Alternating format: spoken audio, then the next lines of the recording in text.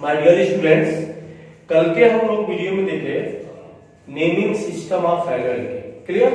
जैसा कि मैंने आपको बताया था कि सिस्टमेटिक हम जो है टॉपिक वाइज हम आपको वीडियो देते जाएंगे। तो आज का हम लोग का जो टास्क है वह है प्रिपरेशन ऑफ हेलो एल्केन। यानी हमारा टास्क ये है कि how can we prepare haloalkane. हमें हेलो एल्केन बनाना है, दिस इज द टास्क। अब क्वेश्चन मार्क ये है कि how can we prepare, there are so many method by which we can prepare haloalkane, but in your CBSE syllabus जो हमको पढ़ना है तो वो हम जो पढ़ेंगे तो there are 4 method mention in your book and in your syllabus, जिसमें पहला है फ्रॉम एल्केन, दूसरा हम पढ़ेंगे फ्रॉम एल्कीन, तीसरा हम पढ़ेंगे फ्रॉम एल्कोहल, और लास्ट 4 हम पढ़ेंगे halogen exchange method by halogen exchange method. ये हम पढ़ेंगे हाइड्रोजन एक्सचेंज मेथड। तो from alkane, from alcohol and by hydrogen exchange method, ये 4 मेथड्स हैं जो मेंशन है जिनको हमको पढ़ना है। Today we discuss only from alkane and from alkane, जिसको हम डीप में डिस्कस करेंगे, और नेक्स्ट वीडियो में हम डालेंगे फ्रॉम एल्कोहल और from by hydrogen exchange method. तो सबसे पहले बेटा हम देखें कि एल्केन से हमको अगर बनाना हो तो कैसे बनाएंगे। तो एल्केन का मतलब क्या हो गया, CnH2n+2। अगर मान हम एल्केन को लिख देते हैं RH, क्लियर, और यहां पे लेते हैं हाइड्रोजन X2।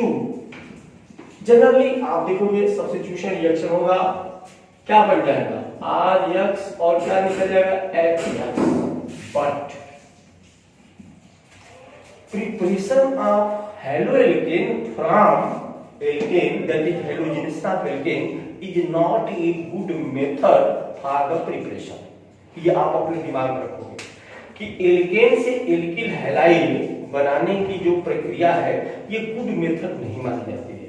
क्यों नहीं मानी जाती है, हो सकता है आपसे रीजन पूछे।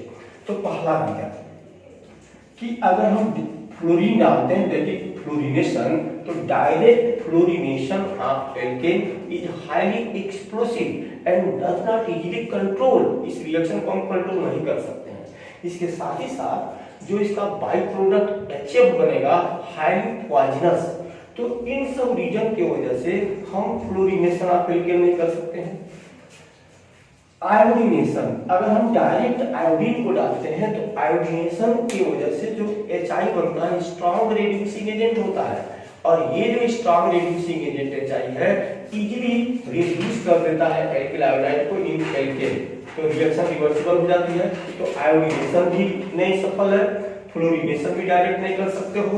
रही बात फ्लोरीनेशन और ब्रोमीनेशन की, तो जब हम क्लोरीनेशन या ब्रोमीनेशन करते हैं तो हम कंट्रोल नहीं कर पाते हैं, हम सेलेक्टिव प्रोडक्ट नहीं बना पाते हैं, हमें मिक्सचर मिल जाता है। जैसे आपने पढ़ा होगा, 10th में पढ़े थे कि हाइड्रोजनेशन ऑफ मीथेन के ऊपर जब हाइड्रोजन क्लोरीन डालोगे तो आपको चेन वाइज रिएक्शन होता है, जिसमें हम पढ़े थे chain initiation, chain propagation, chain termination.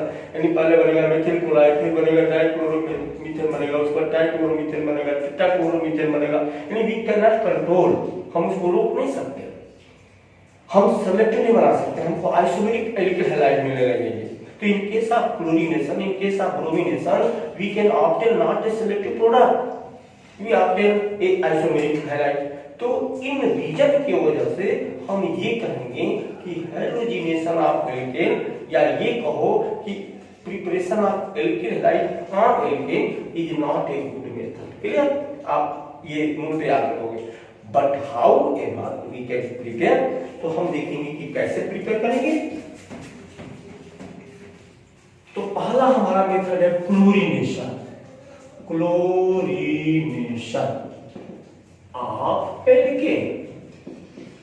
तो हम क्या कहेंगे बेटा, हम कहेंगे कि क्लोरीनेशन ऑफ एल्केन, यानी हम एल्केन लेंगे दैट इज RH इसके ऊपर अगर हम क्लोरीन डालते हैं Cl2, तो याद रखो ये रिएक्शन हमेशा डिफ्यूज्ड सनलाइट की उपस्थिति में होता है। तो ये लिखना आप नहीं भूलोगे, यहां पे लिखोगे डिफ्यूज्ड सनलाइट। तो फिर रिएक्शन क्या होगा, सब्स्टिट्यूशन रिएक्शन होगा, HCl को लेकर बन जाएगा HCl and RCl is obtain. क्या मिल गया अपने को, that is substitution reaction in where hydrogen from alkane replace by chlorine.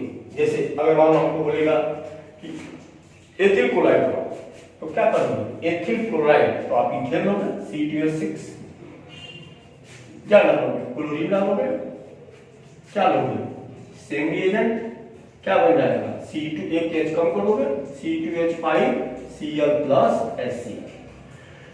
तो याद रखोगे कि chlorination of alkane that is in presence of diffuse sunlight and limited chlorine. क्यों लिमिटेड हम बोल रहे हैं, क्योंकि अगर एक्सेस क्लोरीन लोगे तो क्या होगा, रिएक्शन आपका जो है चेन रिएक्शन हो जाएगा और आइसोमेरिक एल्किल हैलाइड प्रोड्यूस होने लगेंगे। क्लियर।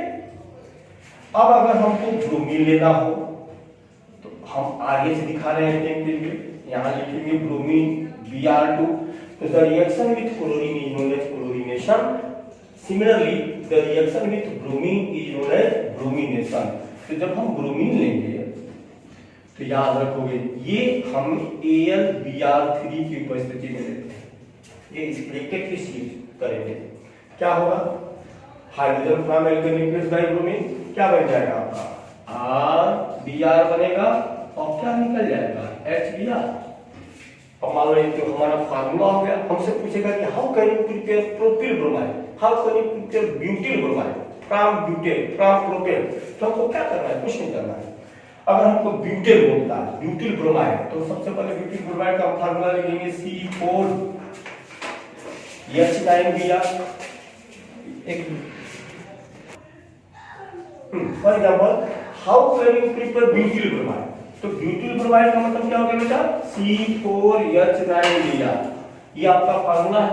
क्योंकि ब्यूटिल ब्रोमाइड के लिए हमारा करस्पॉन्डिंग क्या लेना पड़ेगा, ब्यूटेन लेना पड़ेगा। तो ब्यूटेन क्या लिखोगे, C4H10 plus Br2 arrow AlBr3, ये लिखोगे। यहां से एक H कम कर दोगे, हो जाएगा C4H9Br प्लस HBr। तो हमने क्या देखा, reaction of alkane with chlorine is known as chlorination, reaction of alkane with bromine is known as bromination. Chlorination take place in presence of diffuse sunlight and again limited chlorine. Limited हम क्यों बोल रहे हैं, क्योंकि अगर हम excess chlorine लेंगे तो isomeric halide बन जाएंगे। Bromination take place in presence of AlBr3 where AlBr3 is used as catalyst। ठीक है।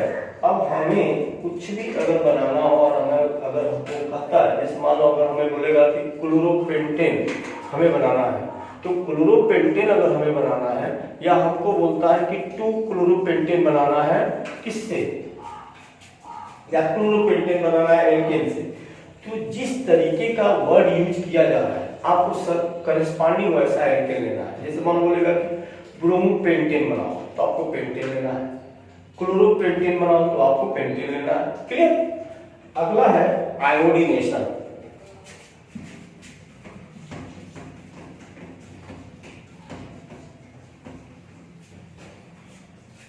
आयोडीनेशन का मतलब ये हो गया कि reaction of alkene with iodine. तो अगर हम आयोडीन से रिएक्ट करेंगे तो हमारा प्रोडक्ट क्या होगा, RI होगा और क्या निकलेगा HI। But HI is strong reducing agent as compared to HCl HBr जो वहां बना था बाई प्रोडक्ट। तो HI is strong reducing agent which reduce again alkyl iodide into alkane। तो रिएक्शन क्या हो जाएगा, बैक, और रिएक्शन बन जाएगा रिवर्सिबल।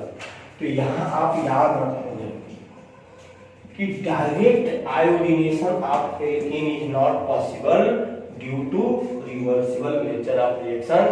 और रिवर्सिबल नेचर कैसे क्रिएट हुआ, strong reducing nature of HI। लेकिन हमको रिएक्शन करना है, हमको रिएक्शन बनाना है, तो the iodination of alkane is possible in presence of only using oxidizing agent। Oxidizing agent, अब यहाँ पे आपको समझना है ऑक्सीडाइजिंग एजेंट हम किसे कहेंगे? The substances capable to produce nascent oxygen, जो नेसेंट ऑक्सीजन को प्रोड्यूस करेगा। अब नेसेंट ऑक्सीजन को प्रोड्यूस करेगा तो रिएक्शन बैक किसकी वजह से हो रही है? एचआई की वजह से हो रही है, एचआई के टूटने से हो रही है। तो वो जो नेसेंट ऑक्सीजन होगा एच को कैच कर लेगा, और एच को कैच कर लेने से रिएक्शन बैक नहीं होगी। तो जो मेन हमको जानना है ऑक्सीडाइजिंग एजेंट, तो ज्यादा नहीं ऑक्सीडाइजिंग एजेंट, लेकिन आप तीन चीजों पर फोकस दोगे, जैसे HGO है, HiO3 है, HNO3 है। इन तीनों का कांसेप्ट आप समझो। अगर मान लो हमें कहा जाए कि क्या होगा जब हम मीथेन के ऊपर आयोडीन डालेंगे, तो आपको सिंपल करना क्या है? मीथेन के ऊपर जब हम आयोडीन डालेंगे तो सिंपल रिएक्शन क्या होगा? CH3Re + Hi होगा। क्लियर? अब क्या हो रहा है कि यही Hi टूट करके बैक हो रहा है। अब बैक हो रहा है तो उस H को पकड़ने के लिए अब हम यहाँ ले लेंगे HgO ले लेंगे। अब आप खुद समझो कि HgO में जो O है वो H को पकड़ेगा, तो कितने H को पकड़ेगा? कम से कम 2, ताकि वो H2O बना ले। तो 2 कब होगा? जब यहाँ 2 लोगे, यहाँ 2 लोगे तो यहाँ भी 2 लेना है, यहाँ 2 लिए तो यहाँ भी 2 लेना है। अब आपका ये जो 2Hi बना तो 2HO को पकड़ के अब क्या बना लेगा? H2O बना लेगा, और 2I को Hg पकड़ के क्या बना लेगा? HgI2 बना लेगा, और रिएक्शन बिकम इरिवर्सिबल, और इस तरीके से मेथिल आयोडाइड बन जाएगा। क्लियर? क्या कहा हमने कि direct iodination of alkane is not possible due to formation of strong reducing nature HI क्या करेगा? रिएक्शन को बैक कर देगा। उससे बचने के लिए हमको ऑक्सीडाइजिंग एजेंट लेना पड़ेगा। क्या ले सकते हैं? HGO है, HiO3 है, HNO3 है। हमने अगर HGO लिया 1+ ऑक्साइड, तो यहाँ पे एक ऑक्सीजन है, एक ऑक्सीजन को 2H चाहिए। 2H कब मिलेगा? जब 2 मॉलिक्यूल आप मिथेन लोगे, तो हम यहाँ जितने भी एल्केन आएंगे उसका ट्वाइस कर देंगे, यानी रिएक्शन को हम ट्वाइस बोल एल्केन प्लस ट्वाइस आयोडीन, तो इस तरीके से रिएक्शन हम बैलेंस कर लेंगे। लेकिन अगर मान लो यही रिएक्शन अगर HiO3 के साथ अगर कराएगा, जैसे मान लो हमने लिख दिया यहाँ C2H6 प्लस HiO3। अब देखो इधर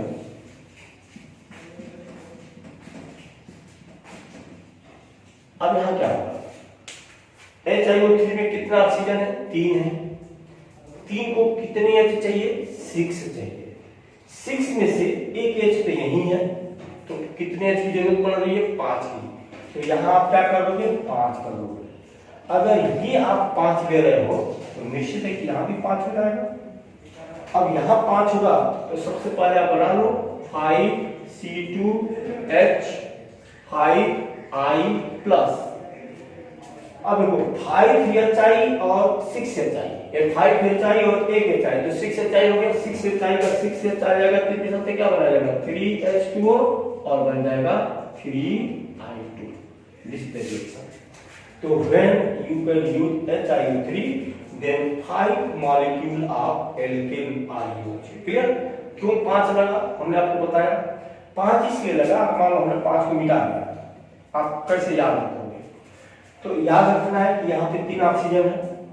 3 ऑक्सीजन के लिए कितने H चाहिए? 6 चाहिए। 6 कब होगा? एक H तो यहाँ है, ये भी बैलेंस करना पड़ेगा। तो एक यहाँ है तो बचे कितने? 5। तो आप यहाँ 5 कर दो, यहाँ पे 5 कर दो। तो इसका जो 5 HI निकलेगा, उस 5 HI और 1 HI को जोड़ दो, 6 HI। तो 6 HI में से 6 H को वो लेके 3H2 बना लेगा, और एक आइए और 5 आइए 3I3 कर जाएगा, रिएक्शन बैलेंस हो गया। लेकिन अगर हम HNO3 लेते हैं तो क्या होगा? मान हमने ले लिया C2H6 plus I2 plus HNO3। अब यहाँ देखो, यहाँ भी 3 ऑक्सीजन है। 3 ऑक्सीजन को कितने H चाहिए? 6 चाहिए। क्लियर? 6 चाहिए। लेकिन ये जो N है ये किस रूप में रिलीज हुआ, NH3 के रूप में रिलीज हुआ। तो यहाँ पे एक ये 4 ले ली है, 2 ये 14 कम पड़ रहा है NH3 बनने के लिए। तो यहाँ पे हमको क्या लेना पड़ेगा, 6 और 2 8, तो यहाँ पे 8 लिखेंगे, यहाँ पे भी 8 होगा। क्लियर। तो अब क्या होगा, ये बन जाएगा 8C2H5I plus 3H2O plus NH3 plus, और बन जाएगा आपका जो है यहाँ पे बाय प्रोडक्ट जो निकल जाएगा वो क्या निकलेगा, आपने लिया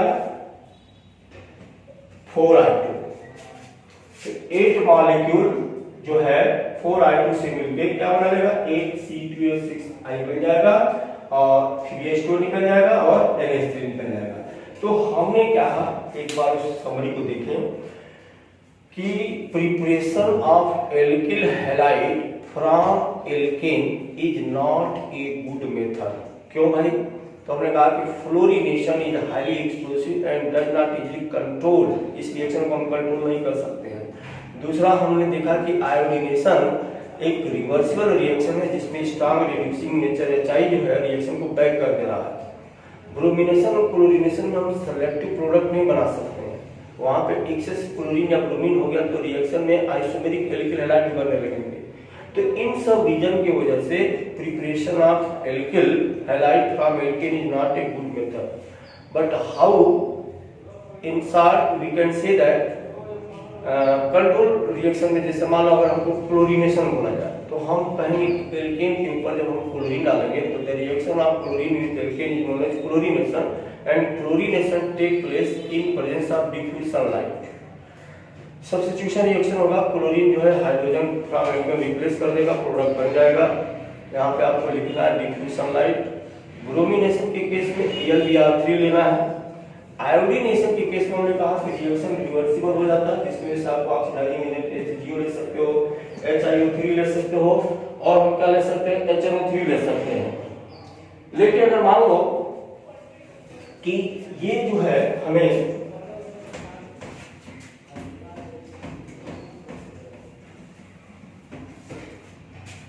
पहला मेथड जो था हमारा था एल्केन, अब हमको जैसे अगर बोलेगा कि बताओ ब्रोमो इथेन बनाना है, इथेन से कैसे बनाएंगे, या हमें बोलेगा कि क्लोरो ब्यूटेन बनाना है, ब्यूटेन से कैसे बनाएंगे, how can you prepare bromo ethane from alkane या chloro butane from alkene.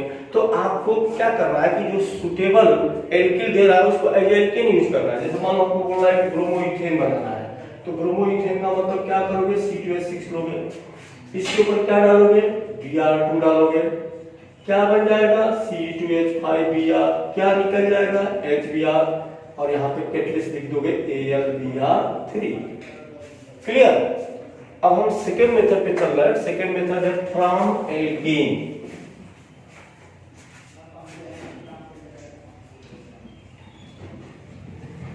Alkene हम किसे कहेंगे, in which at least one double bond carbon is present, वो एल्केन होगा। आपको हम बता दें एल्केन आर 2 टाइप, एक को कहते हैं हम सिमेट्रिकल एल्केन और एक को कहते हैं हम असिमेट्रिकल एल्केन। तो किसी भी एल्केन के ऊपर मान लो हमने जनरली एल्केन का ले लिया, इस पे अगर हम क्या डालें, हाइड्रोजन एसिड हमें डालना है, हमें क्या डालना है, hydrogen acid like HX। Mechanism क्या होगा, मैकेनिज्म ये होगा कि एक जगह एडिशन रिएक्शन होगा, यहाँ पे एडिशन रिएक्शन होगा, एक जगह पे H आ जाएगा, एक जगह पे X आ जाएगा। लेकिन अभी हमने क्या कहा कि एल्किन आर 2 टाइप, एक है सिमेट्रिकल एल्किन और एक है अनसिमेट्रिकल एल्किन। तो हमें पहला लेना है विथ सिमेट्रिकल एल्किन।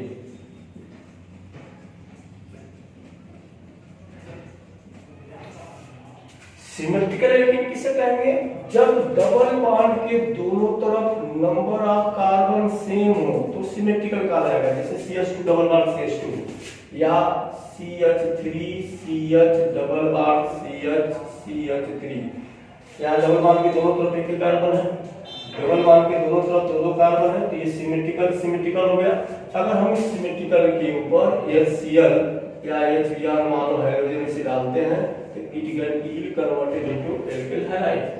क्या होगा, एडिशन रिएक्शन होगा। मान लो H यहाँ पे आएगा अगर तो भी बनेगा CH3CH2Cl, और अगर मान लो कि H यहाँ पे आ जाएगा तो भी बनेगा, यहाँ पे बन जाएगा ClCH2CH3। क्लियर। यहाँ भी वैसा ही है, H अगर यहाँ आता है तो प्रोडक्ट क्या बनेगा, CH3CH2CH और अगर मान लो H यहाँ आता है तो क्या बनेगा प्रोडक्ट आपका CH3CH2CH3। मीनिंग ये है कि when symmetrical alkene treated with halogen acid like HCl, HBr, HI, then it can convert into corresponding alkyl halide through addition reaction and the product is always similar। यहाँ पे जो भी product बनेंगे, अगर मान लो कि यहाँ पे अटैचमेंट का कि H कहाँ पे जाएगा, Cl कहाँ पे जाएगा, H कहाँ पे जाएगा, Br कहाँ पे जाएगा, कोई इसका अंतर नहीं आएगा क्योंकि प्रोडक्ट इन बोथ में सेम बनेंगे। जैसे मान लो यहाँ पे देखो, इसको भी हम क्लोरोइथेन कहेंगे तो इसको भी हम क्लोरोइथेन कहेंगे, ये भी हमारा 2-ब्रोमोब्यूटेन होगा तो ये भी हमारा 2-ब्रोमोब्यूटेन होगा। क्लियर। बट अगर हम असिमेट्रिकल एल्कीन लेते हैं तो हमारी बात को ये समझो कि असिमेट्रिकल एल्कीन क्या है, CH3CH+CH2, ये हमारा असिमेट्रिकल एल्कीन। क्यों, डबल बॉन्ड के इधर हमारा 2 कार्बन है, इधर 1 कार्बन है। तो when asymmetrical alkene treated with halogen acid like HBr, अब यहाँ पे क्या चांसेस है, तो हमने कहा कि देखो मान लो कि H अगर यहाँ आता है तो मान लो बनेगा CH3CH2CH2Br, और अगर H यहाँ आता है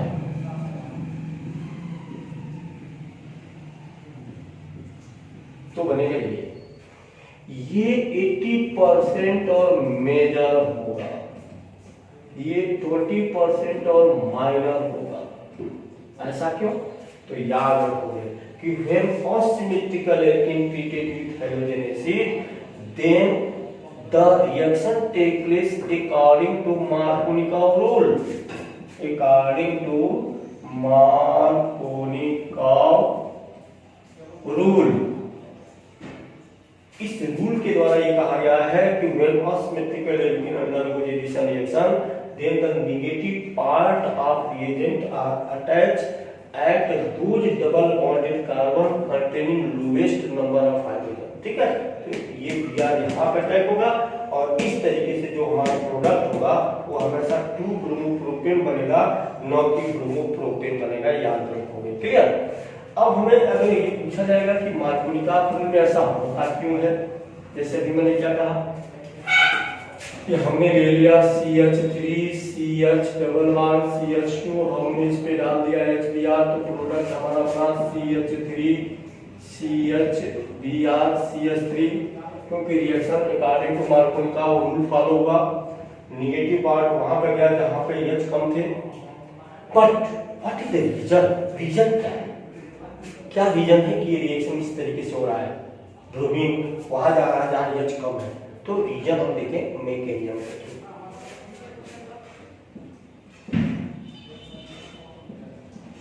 मैकेनिज्म हुआ ये कि HBr निश्चित है कि HBr डिसोसिएट करके देगा H positive plus Br negative. हमने पढ़ा है कि CH3CH+CH2 यहाँ पे पाई बॉन्ड है, पाई लेटाना इजीली लेवाइड, तो इनके ऊपर अटैक कौन करेगा, याद करो आपने पढ़ा था इलेक्ट्रोमैग्नेटिक इफेक्ट, हमने 11 में पढ़ा था इलेक्ट्रोमैग्नेटिक इफेक्ट। तो इन presence of H positive pi electron migrated either this way और दिस वे। तो अगर मान लो पाई इलेक्ट्रॉन अगर इधर आए तो यहाँ पे कौन सा चार्ज डेवलप होगा, CH3CH पॉजिटिव डेवलप होगा और ये बन जाएगा CH2 नेगेटिव, जिस पे H अटैच कर जाएगा और बन जाएगा CH3। और अगर इधर आए तो ये बना CH3 CH2 और ये बन जाएगा CH2 पॉजिटिव। हमने पढ़ा था ये है सेकेंडरी कार्बोनियम आयन और ये है प्राइमरी कार्बोनियम आयन, और हमने देखा था कि secondary carbocation is more stable as compare to primary carbocation due to plus I effect. तो this is the reason that in case of unsymmetrical alkene by using halogen acid always negative part of reagent are attacked at those double bonded carbon having lowest number of hydrogen due to their stability।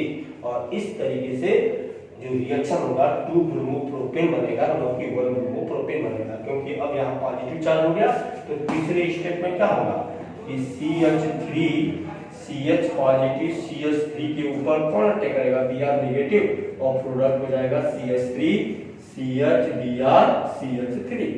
तो this is the reason. लेकिन इसी में हम आगे देखेंगे पर oxide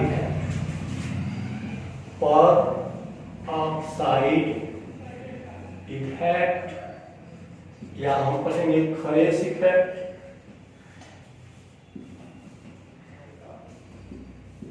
या इसी को हम कहेंगे एंटी मार्कोनिकॉफ रूल। ये क्या होता है? तो अभी हमने क्या कहा कि अगर हमने ले लिया CH3 CH double bond CH2 और इसके ऊपर हमने ले लिया HBr और हमने डाल दिया परऑक्साइड। हम परऑक्साइड क्या क्या ले सकते हैं? तो हम परऑक्साइड ले सकते हैं H2O2 ले सकते हैं, और क्या ले सकते हैं? सोडियम परऑक्साइड Na2O2 ले सकते हैं, और क्या ले सकते हैं? Benzoyl peroxide. होता क्या है?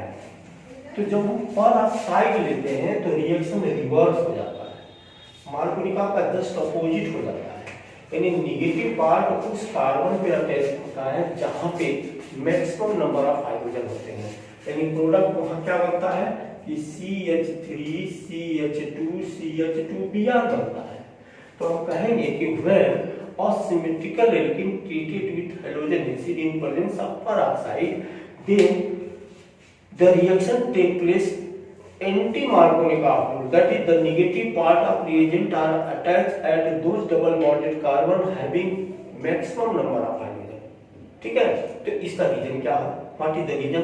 तो इसका रीजन मैकेनिज्म है। मैकेनिज्म को थोड़ा हम क्लियर करेंगे, क्योंकि अगर हम पर ऑक्साइड लेते हैं तो पर ऑक्साइड के में रिएक्शन की मैकेनिज्म फ्री रेडिकल मैकेनिज्म होता है, फ्री रेडिकल मैकेनिज्म।